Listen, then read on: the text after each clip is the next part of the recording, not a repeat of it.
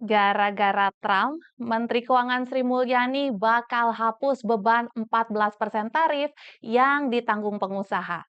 Hal ini dilakukan demi meringankan beban pelaku usaha atas dampak tarif resiprokal Trump sebesar 32% yang sudah berlaku Rabu kemarin 9 April 2025, yang kemudian akhirnya ditahan selama 90 hari.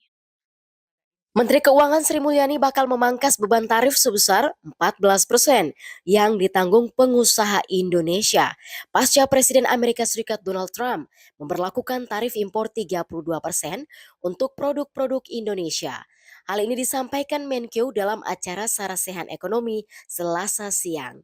Sri Mulyani lantas membeberkan 4 jurus jitu mengantisipasi dampak Trump.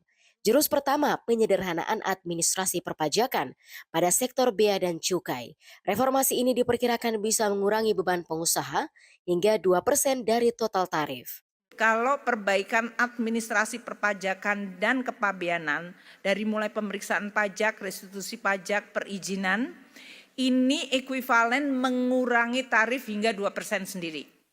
Jadi ini adalah reform yang bisa kita lakukan di pajak bea cukai hanya dari sisi administratif penyederhanaan akan mengurangi beban. Jadi kalau tadi dunia usaha akan kena 32%, ini bisa dengan berbagai reform 2% lebih rendah.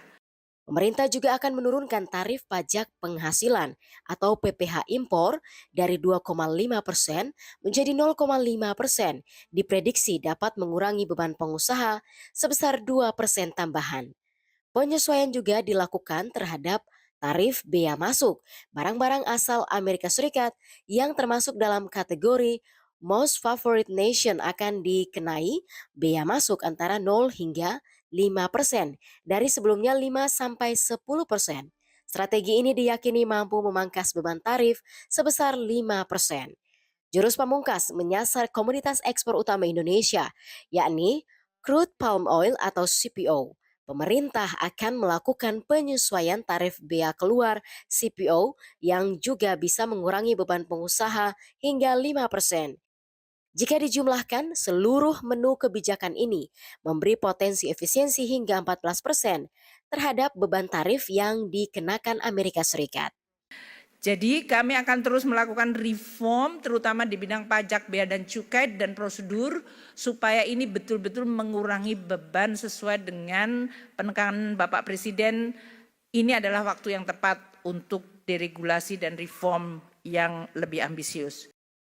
Di sisi lain, tanpa gonjang-ganjing tarif Trump, sebenarnya pemerintah sudah siap melakukan deregulasi. Perampingan administrasi perpajakan dan kepabeanan memang seyoganya akan tetap dilaksanakan.